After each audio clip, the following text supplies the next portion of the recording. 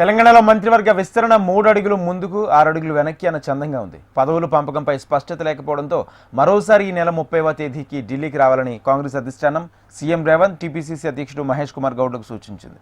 దీంతో రేవంత్ నిన్న సాయంత్రం తిరిగి హైదరాబాద్కు చేరుకున్నారు. రాష్ట్రంలో మంత్రివర్గ విస్తరణ గత 3-4 నెలలుగా ఎప్పటికప్పుడు వాయిదా పడుతూ వస్తుంది. పర్యటనలో పదవుల పంపకంపై స్పష్టత వస్తుందని ఎమ్మెల్యేలు ఆశించారు.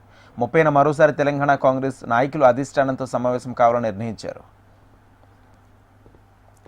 మల్లికార్జున ఖర్గే ఢిల్లీలో లేకపోవడంతో టీపీసీసీ కార్యవర్గ నిర్ణయం వాయిదా పడింది. 30న మరోసారి ఢిల్లీకి రావాలని సీఎం రేవంత్ రెడ్డి టీపీసీసీ అధ్యక్షుడు మహేష్ కుమార్ గౌడ్కు అధిష్టానం పెద్దలు సూచించారు.